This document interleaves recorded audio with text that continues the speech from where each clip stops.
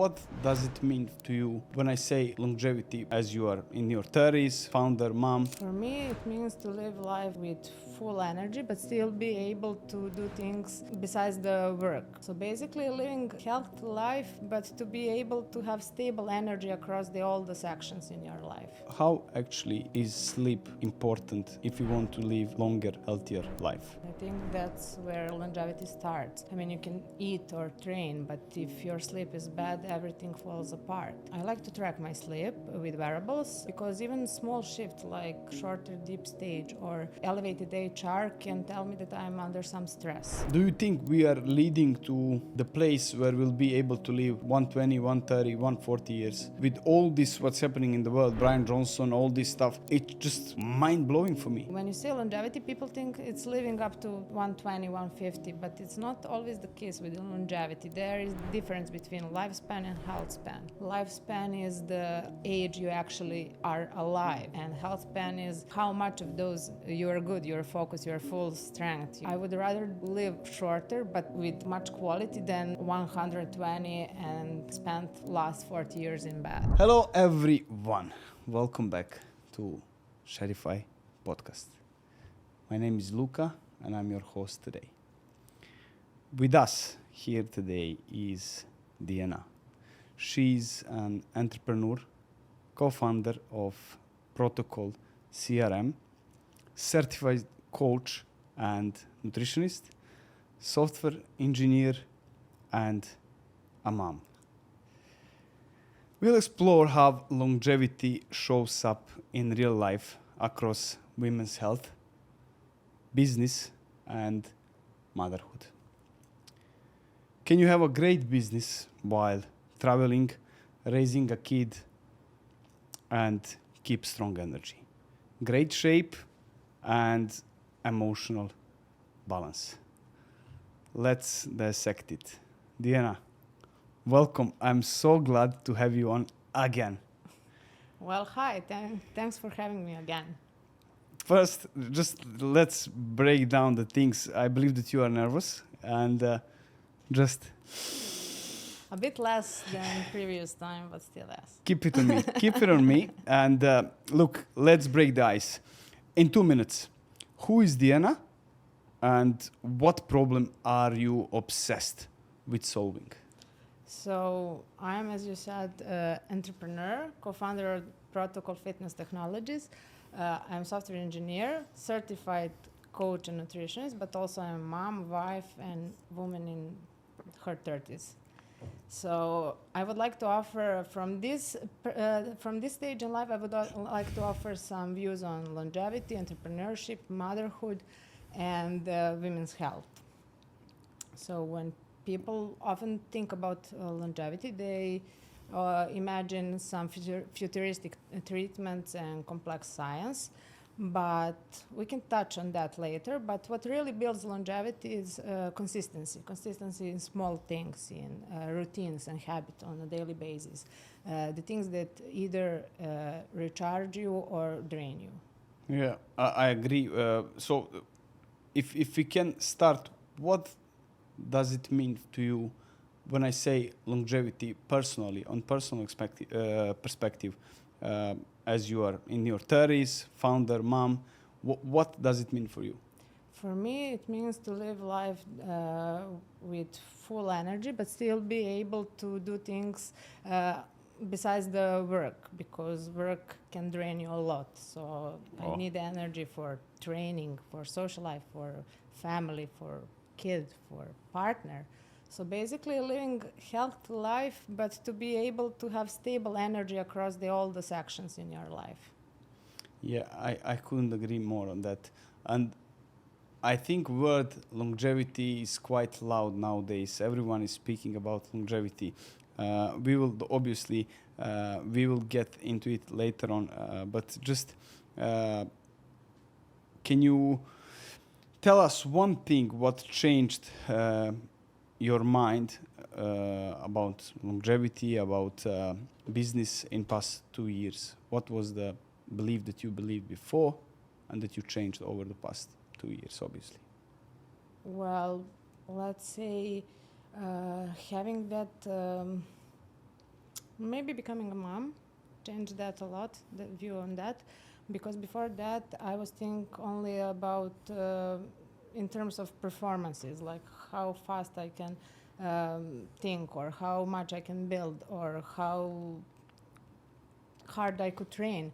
But becoming a mom, it all starts to translate into more patience, more stable energy across the day, more emotional and mental clarity. So definitely, like the way how I handle the stress and having more energy through the day. Yeah, I couldn't agree. But I have to mention one thing. We'll just get a bit out of the topic, because there are so many coaches or female coaches who are saying, I help busy moms sort X, Y, Z in 90, 30 days, you name it. But how somebody can help you who is not, for instance, who is not a parent, how can they understand what is the real challenge that you are facing with the sleep, with obviously having and running behind the baby, having a full-time job, and apart from that, you sent me 3-4 days ago, you guys have done 16K. How? It just, for me, is something that I can't understand, because I'm not a parent yet. And if I say I'm helping mom X, Y, I don't know how your life is actually. But you're having your business, and having your business is like having a child. I mean, I like to say I have 2 kids, one real and one is my startup.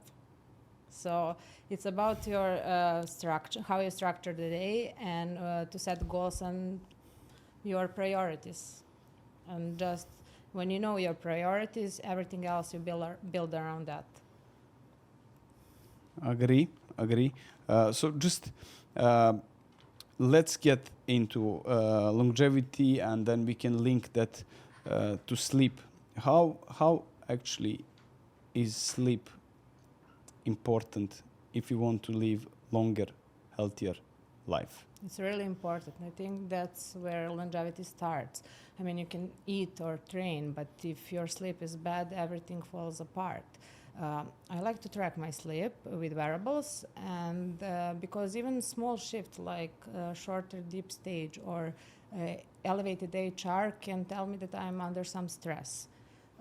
For me personally, the goal is about 7 to 8 hours per night, but sometimes it's not like that. It's not always perfect. With kids, nights aren't predictable, and sometimes nights sleep is shorter or broken. And on these nights, I like to help myself with some supplements like GABA, magnesium. They calm the nervous system and help you go through that days or nights easier. Well, I mean, there is a thing that I've heard recently. Dr. Matthew Walker, he has studied the sleep for past 20 years. And he said one interesting thing. The most common mistake that people are making with the sleep is inconsistent timing when they actually go to bed. So you can go one night at 9, other night 10, 11, 12. This inconsistency actually costs a lot. And this is something what is highly linked with sleep distraction. And I was shocked, actually. This is one of the biggest issue that he was placing out there. So do you believe, as I was having time in my life when I was having alarm to go to bed, and I was having alarm when I would wake up. Do you really believe that's something that could be non-negotiable for many people to fix, actually? Yes, sleep? definitely. I mean, Matthew Walker wrote a book, Why We Sleep. I read it. If you And? haven't, you should. It's very good. It's very good. I can recommend it to all to read it. It's very. You will learn a lot about sleep and why it's so beneficial for us. Yes, routine is very important. I'm quite protective about my routine. So for me, I don't drink coffee or any kind of caffeine up until 2 p.m., let's say. So no coffee after that. And also, I like to have time away from screen before bed. I read a lot. And I keep my room cold and dark. That are some routines that I'm trying to stick with it, and they help me a lot with my sleep hygiene. It's very important to have your routine. Yeah, one thing that I'm struggling with is that I have 3 or 4 coffees per day and huge mugs, and then I would find myself that I feel sometimes that I'm dehydrated, Yeah. and then it's something that is really annoying me. Apart from that, in days when I exceed this caffeine amount, I would feel that my sleep is not as stable as when I have less coffee. So that's something that I experienced on myself, especially with the REM sleep. So Yeah. it's not as long It's as disturbing. exactly. Disrupting. So I mean, Maybe you have caffeine intolerance. Maybe you're intolerant to caffeine. I Because don't my think. husband is. I don't know. Maybe I do, and I'm not aware of that. But yeah, that's something that I experience on my skin. I'm not saying that this is right 100%, but this is something that I have experienced. So your practical definition of longevity for a busy person, what does it look like on a normal, you name it, Wednesday, Tuesday, whatever? Regarding sleep? In general, we are not just now about sleep, but your day. My day, so I start early, but I'm trying not to start my day. If I go to bed too late, I don't, and if I don't have some meetings or something like that in the morning, I try to postpone my alarm. But I have kids, so my kid is my alarm. Yeah, and when I start my day, I usually always start with water and electrolytes before breakfast, before coffee, and I try not to drink coffee on the empty stomach. And after that, I go to gym or run, what depends on the day.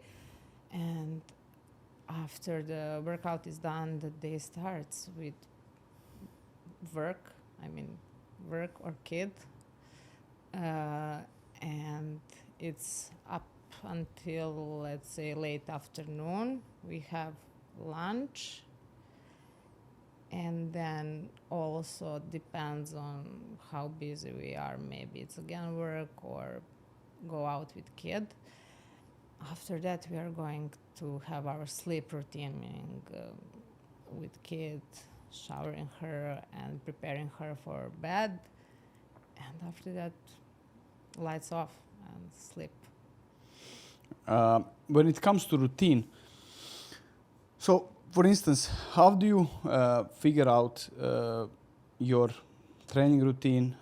Is it something that you go by feeling, or you have some roadmap which you're following? I just want to get on that while you mentioned about your daily routine. It just came up as a question which I can ask. Well, I investigated a lot. I tried a lot of stuff regarding the workout, and I found what suits best for me. I train 6 days per week, and I mix strength and cardio. And currently, that's the best way I can have my workouts. And just to mention, I was listening actually to Dr. Peter Attia, and he said if I'm not mistaken, forgive me if I quote anything what he didn't say, but I believe that he said that VO2 max is directly correlated with longevity and with span of your life.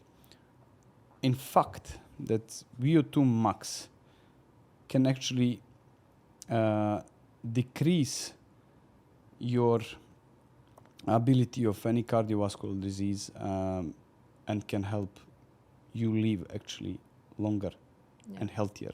Because if we say longevity and if we say it's just about living longer, I wouldn't agree 100%. For me, longevity is living healthier with full functions of your body as long as possible. This is something what would I say that definition of longevity is. Yes, exactly. I'm currently rereading Peter Attia's book Outlive, and Outlive, yeah? Outlive, yeah, it's really good. And he mentioned about zone 2 training, where you can enhance your VO2. It's very important because it builds your endurance, it protects your mitochondria, which are your powerhouse of your whole organism. And it's very important to have that kind of training also. Yeah, I mean, zone 2 cardio, I believe that the guy who is the best cyclist right now, he said that he spends 90% of his training in VO2. Yeah, in zone 2, sorry. Yeah. In zone 2. Most of the elite athletes like marathons, runners, cyclists, swimmers, they spend, I think, 80 to 90% of their training in zone 2, which is very mind-blowing for me, because when I started training my zone 2, I'm training with running. It was really slow. Yeah. Now it's better. But I think to build up a good zone 2, you need to pass through this process where you are in threshold and all this stuff. You have to have both. Yeah, so then you can basically endure longer in zone 2 and you will not get this elevation of your heart rate. I don't want to get over the things very quickly, but what are the first visible benefits that people can feel in a weeks, not years? Like something that is really visible when it comes to longevity and definition which you stand by. Feeling better, feeling with more energy, mind is more clear, you can think better, you can have emotional stability, you're just better version of yourself. I mean, your skin even is glowier, so I mean, there are a lot of benefits. You feel rested if your sleep is good. This is something what you can experience, let's say, in 3-4 weeks. I mean, you know what you just have to start, and you will experience as soon as you start. Maybe in after a few days, you will see slight difference. Now, the thing is, what do you think? What is your opinion of people who would rather go for IV drips, even if they are not active, they will go for infrared sauna, cold baths, but they will neglect this physical activity, and they will reach for the supplements, all this stuff which are now very exposed on social media. What are your thoughts on that? Just briefly, if we can get, because for me it's just that you are trying to get the shortcut, and this shortcut doesn't exist actually. Start with the foundation.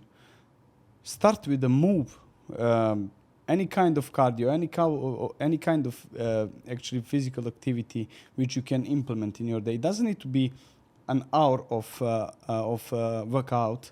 It could be exactly as like just get out and walk. Yeah, I mean, you're talking about this advanced therapist, and they're another layer. I mean, they're very good, but for me, you cannot build house from the top. You have to have base. And let's say sauna, red light therapy, cryotherapy, hyperbaric oxygen therapies, also NAD shots and everything, they work, but only if you have solid foundation. I mean, they can top up the things that maybe a lifestyle alone cannot, but still you have to have good nutrition, good sleep, you have to exercise, then maybe some supplements, and then is time for the advanced therapy. Before that, no, that's the marketing just. Yeah, and people are going. I mean, you can have longevity without that advanced things. They are good, I like them, but you have to work on yourself. You have to improve yourself. There is no shortcut. Do you think we are leading to the place where we'll be able to live 120, 130, 140 years? With all this, what's happening in the world, Brian Johnson, all this stuff, it's just mind-blowing for me. Yeah, I would like to say yes, because I would like to live longer. But that's the thing. When you say longevity, people think it's living up to 120, 150, but it's not always the case with longevity. There is difference between lifespan and health span. Lifespan is the age you actually are alive, and health span is how much of those, each of these years is good. You're good, you're focused, you're full strength, you're capable of doing some things. That's the difference. I would rather live shorter, but with much quality than 120 and spend last 40 years in bed. Yeah. It's not Fuck that life, to be yeah, honest. it's not only to expand your life, it's quality of that life. It's not only to add the years to your life, it's to add the quality of each of those years. Yeah, and you know what is really, what I admire the most and what I love to see is an older population which are really training hard in the gym, and there is not that I haven't seen many times in my life the guy who is 65, 70 goes and lifts fucking heavy. In good shape. Like I would never say that the person is like 65, 70. That's something that I would like to be. Yeah. But then we have all these, okay, we have all these things which are beneficial for us. But then we have this, from another side, we have things which are non-beneficial, as like cigarettes, vapes, all these things around us, alcohol, which ultimately are not helping you living longer life and healthier life. So how do we navigate through that on a best possible? What is the, let's say, first step? Somebody is willing to change the life for 180 degree. What would you say? Okay, start with. Definitely stop or break all the bad habits like smoking. I can say drinking alcohol, but you can have a glass or two from time to time. It's not that bad. I mean, it is bad for your sleep. Like even a glass of wine, I know when I track my sleep, and it's really bad. You maybe think, okay, this will relax me, but no, it's really bad. But okay, change your diet, start moving, sleeping better, and start to manage your stress.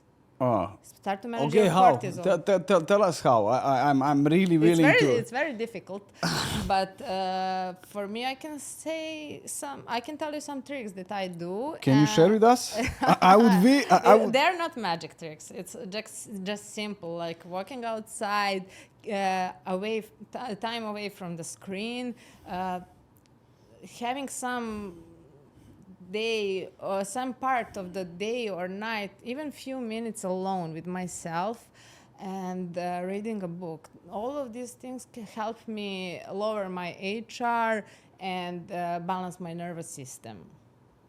But they're very simple. You need to commit for a period of time, right? If you, for instance, if you start today and you expect everything to be fine by tomorrow, you are mistaken. No. It takes time. Do you believe in this 21 days rule.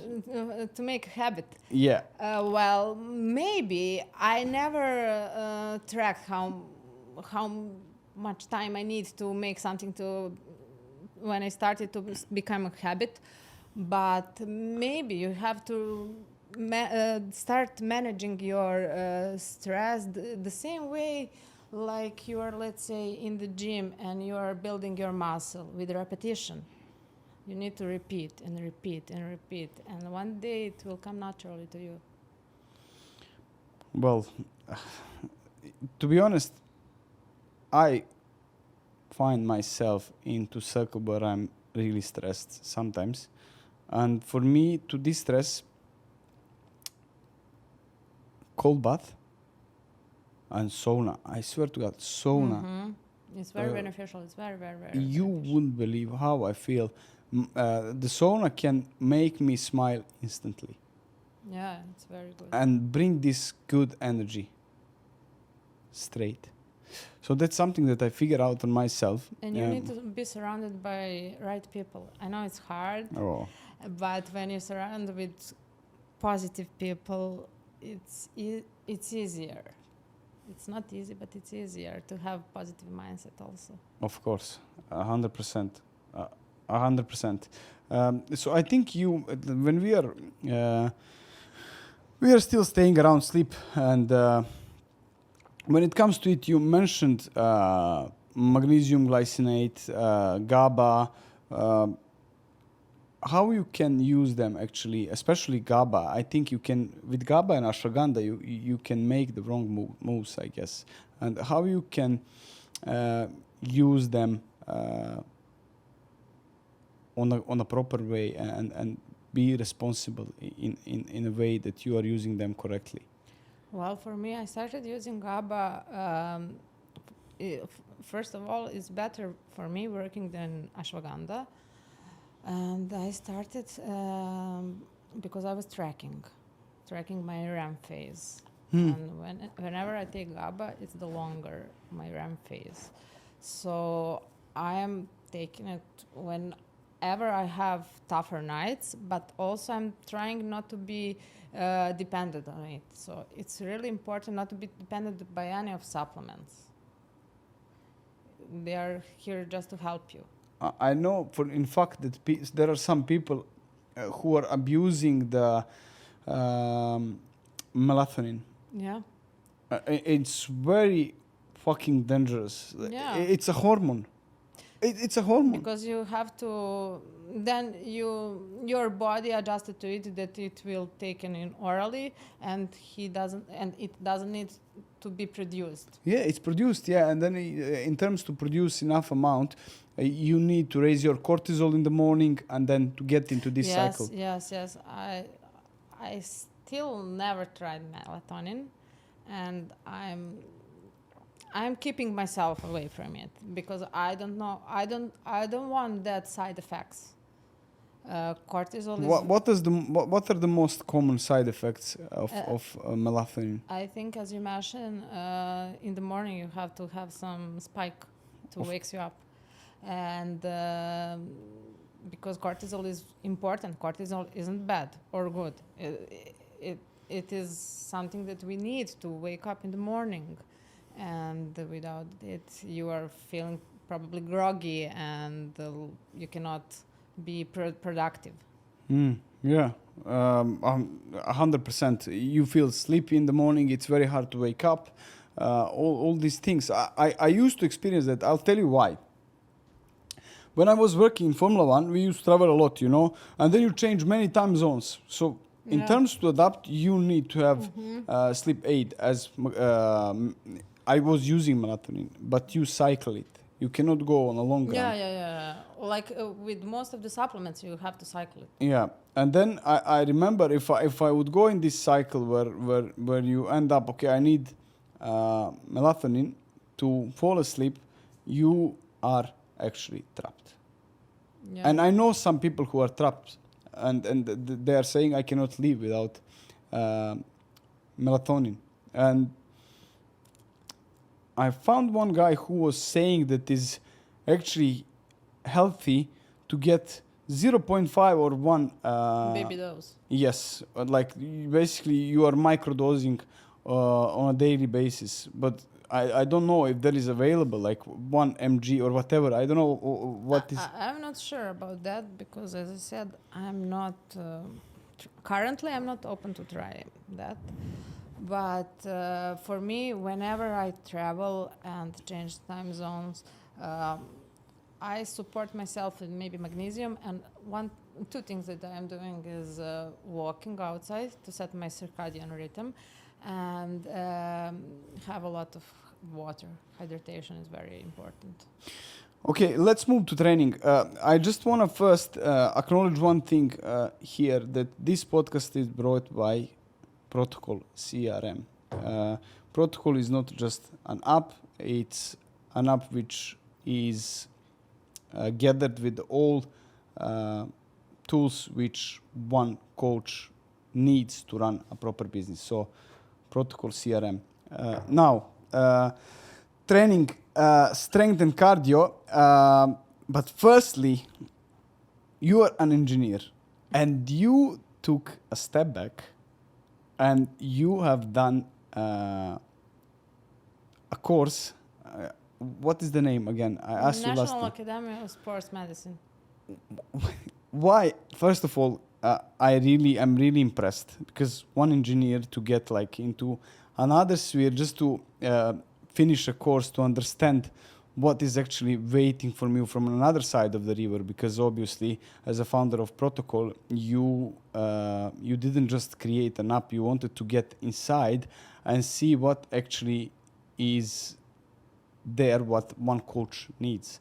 So when it comes to training, how would you split your trainings? You train 3 times a week, strength training, and then you have zone 2 cardio three times a week. Do you do any intervals, heels? Yeah, I train 6 days a week. So 3 is strength session and 3 is runs. And my runs are mix of interval and zone 2. So I build both endurance and speed. And I combine that way my trainings. And also I think that both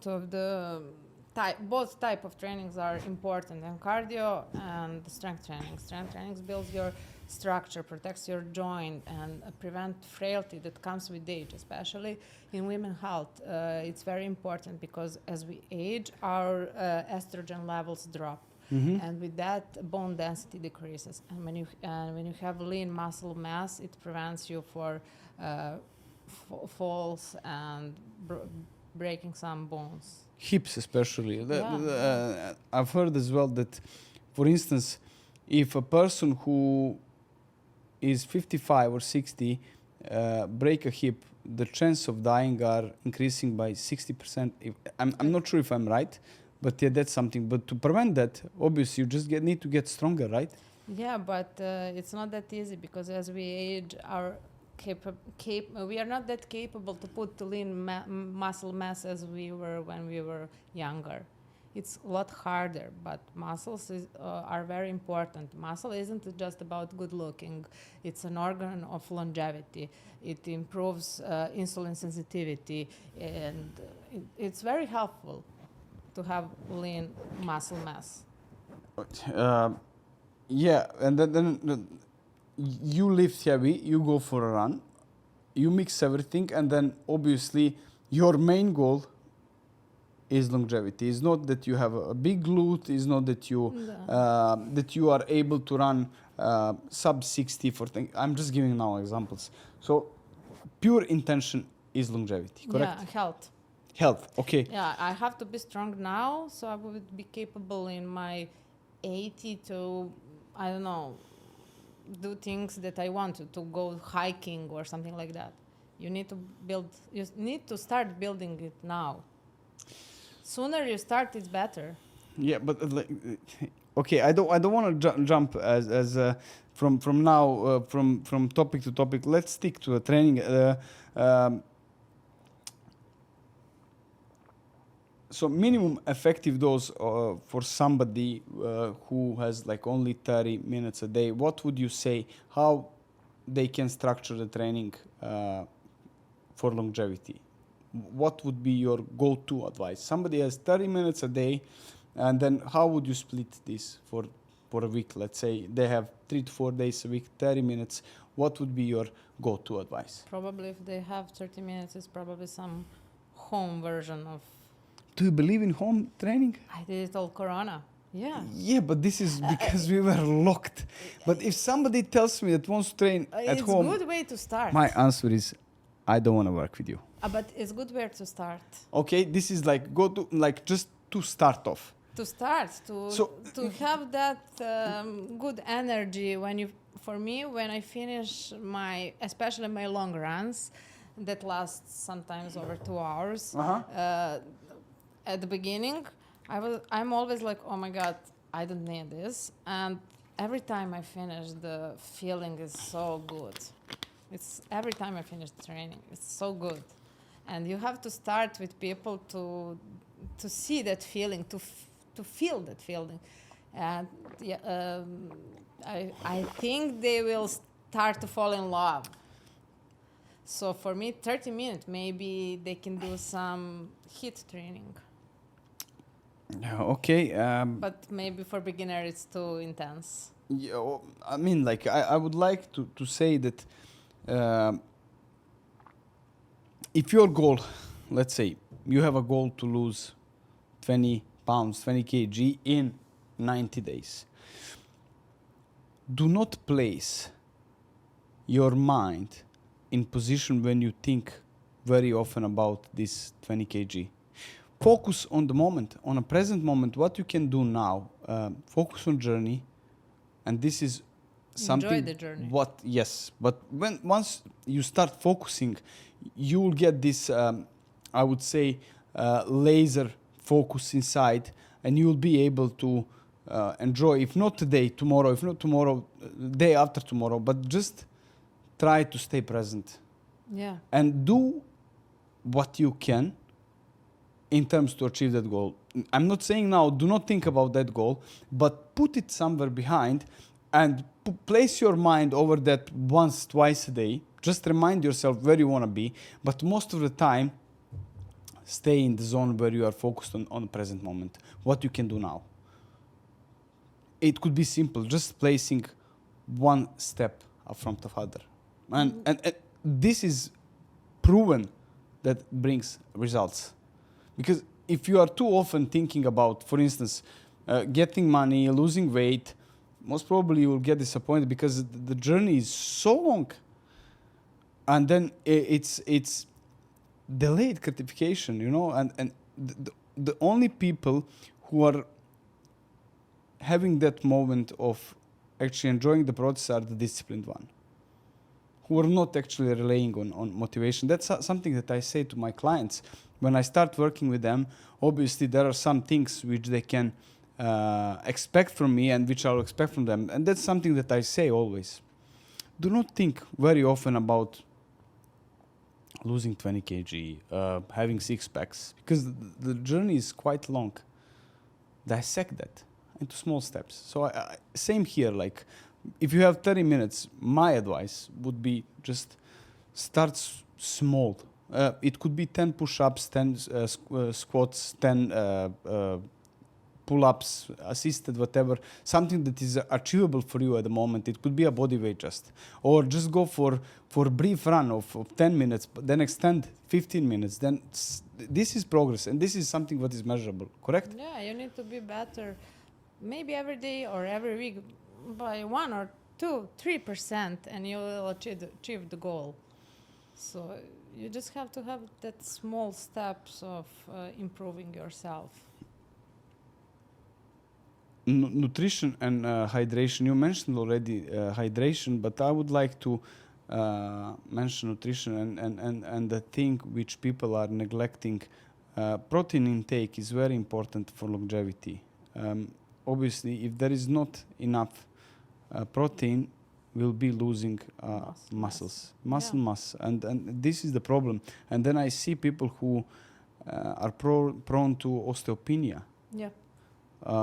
And then plus sarcopenia, osteopenia, plus especially here in UAE, Dubai, I believe that I'll just throw a number, I'm not sure, but I'm just throwing from my head, 75% people are deficient with vitamin D3. Yeah. This is as well something just plus on the things. And then if you are not having enough protein, you are just ruining your health and your life. So what is your structure of protein, meal timing, and matching intake to training? Can you run us through that? Yeah, so I think that nutrition is the part where people overcomplicate it the most. You don't need some trends or extreme diets. You just need to focus on the food that makes you, that leaves you with stable energy and that is good for your recovery. For me, I try to eat enough protein at every meal because that is what builds and protects your muscle and also balances blood sugar and keeps the hunger under control. I also match my nutrition with my training. So when I train more, I eat more. When I train less, I pull back a bit. And I don't complicate. I eat clean and I try not to eat too late at the night. And also, as I said, I try to eat clean, but also I am not too stressed about it. So it's not about perfection. It's about having some structure and rhythm. You can eat also a pizza, a cake, but as long as it's not every day or every other day. I mean, you can have it all. Just need to be reasonable. Mindful, I would say. Mindful eating, like that's something that I like to say. And then snacks, late dinners, travel. How do you keep this rhythm without perfectionism, as you said? How do you keep that? Because obviously you've been traveling a lot. There is a kid. All these late dinners, whatever. How do you keep like the rhythm yourself without? 80% of the time, I don't eat late. What is the reason for that? If you can share with us. It's better sleep. So you 3 feel to 4 hours at least. You shouldn't eat. It's better for your sleep. And sometimes when you have a big dinner and you go to sleep, you will find out that you will wake up in the middle of the morning Thursday or in the middle of the night Thursday, or I don't know, you cannot sleep well. But as well, me personally, I suggest to people when they have trouble with sleep, my first go-to advice, if supplements are not helping, I personally suggest to get some light meal, but carbohydrates to prior the bedtime, prior bedtime actually, just to try to see if that's something that can actually help improve the sleep itself. And sometimes helps. Sometimes it helps, obviously, but that's just my go-to advice. Like if somebody is really struggling with sleep, I would say, okay, try loading some complex carbs prior going to bed, and then we can see what's going on.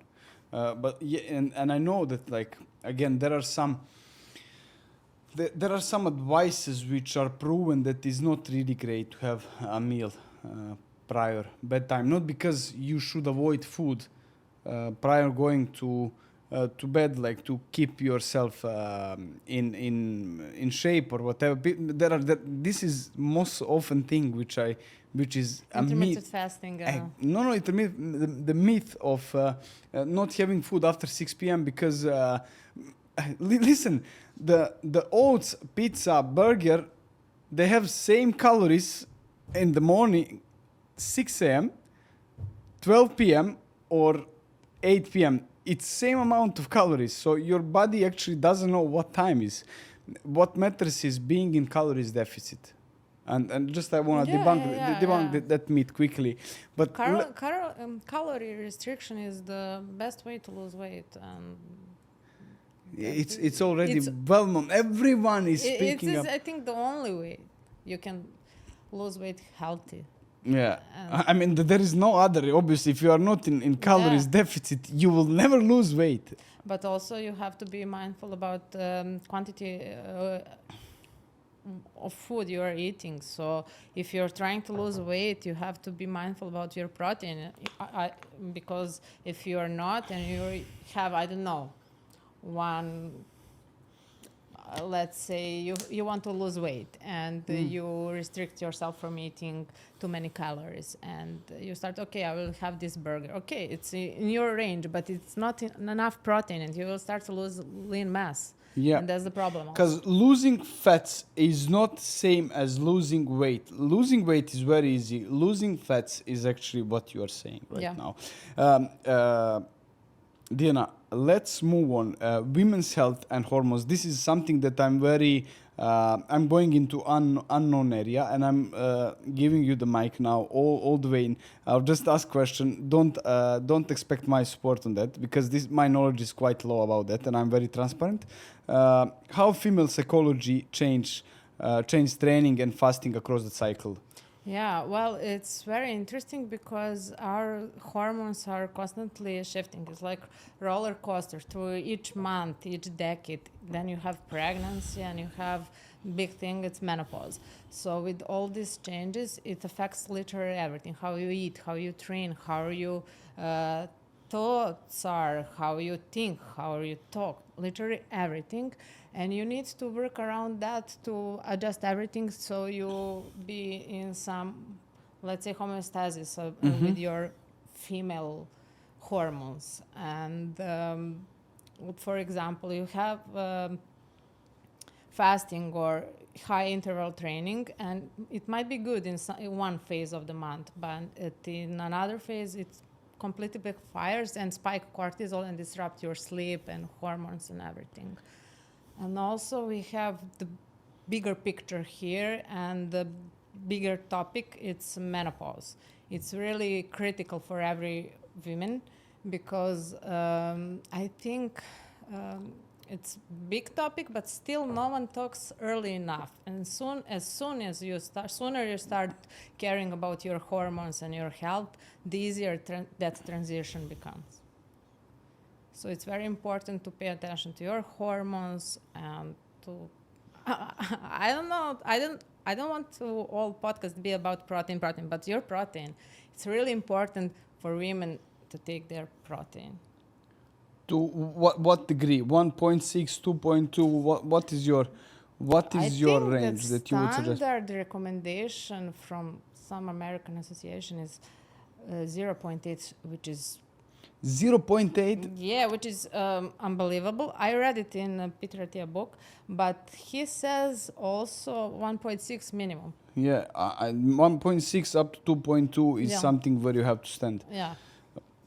Now, when it comes to cycle, what is your approach? How do you approach the training? Because I know some women's, they would stop completely everything. They will avoid training. They would be in bed all day, either from pain, either from mood shift. What is your approach? And is there anything that we can give as an advice for somebody who is in that situation, and actually to make this path easier? Well, they should listen to their self, to their body, their hormones. For me personally, there is maybe a bit difference, but I train all month. I don't have any more pain cycles and everything, so I train, and maybe sometimes I adjust it. I drop intensity for maybe 20%, but I'm going with my inner feeling. And but if your inner feeling is like, okay, I don't want to move at all, I move. You move, so you go through, and you feel better aftermath. Yeah. Even I think the recommendation is for women that have painful cycles, that they should move to help them ease that pain. Okay, we have final 10 minutes, and I would like to move into protocol and the longevity vision, because you are an engineer. End of the day, we've been speaking about fitness topic most of the time now, but now protocol CRM, yeah, it's an application for coaches. But what about plugs which will come eventually and which are linked to longevity? Can you dissect that and split and give us more sites about? Yes, well, let's start. I have to tell that I'm someone who likes data. And I like tools that have data behind them. So I use a lot of trackers. I do some tests on a regular basis. I did my genomic sequencing and everything. So I like a lot of data. And I saw the need for some system that will connect all the data in one place and use all data from fitness performances, sleep, recovery, even biomarkers, genomics, and together with AI, it will give you recommendation how to live your life on a daily basis and make your health better and live longer with that and healthier. And that's why we are building Protocol. And I'm building it primarily for myself so I can use it. And yes, we started with the fitness industry. We made it first step there.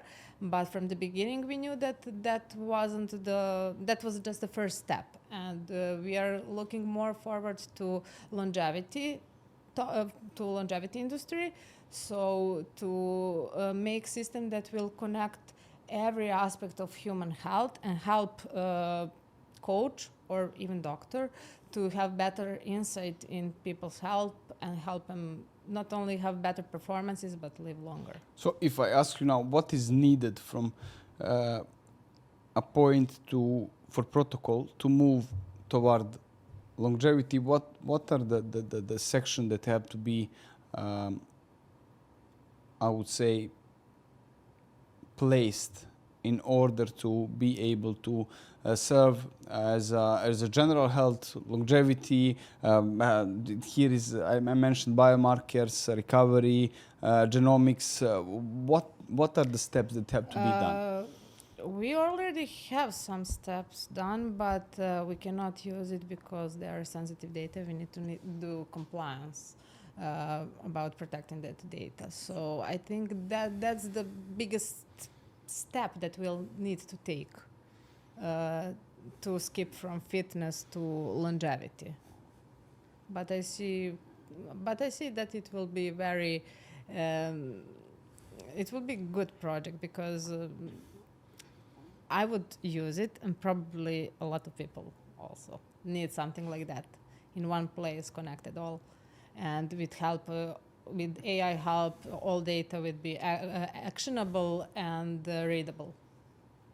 100% AI would just be like game changer according to all your data which you can gather as biomarkers, blood test, and then you have your training, you have your sleep. You have clear picture of someone's health. Yeah.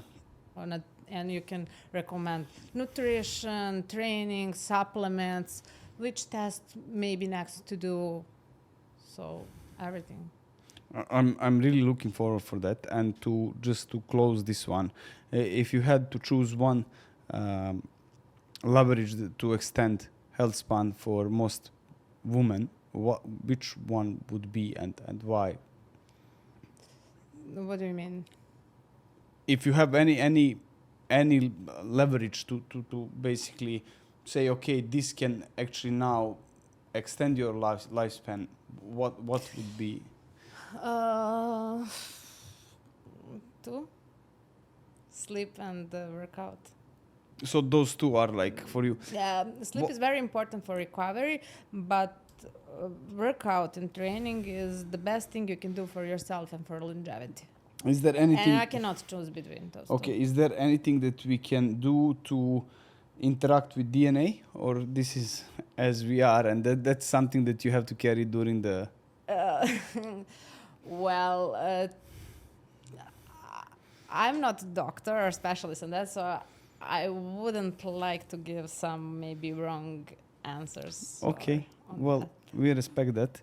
And I would I did my genome sequencing to see how my body is wired long term and to see what nutrition best suits for me, how my body handling the stress. But that's far as I can go. Well, I would call it out, and I would like to thank you for being here today and making this remarkable podcast. It was an honor and pleasure to have you here. Thank you. Thank you for having me. It was nice. Thank you. Thank you.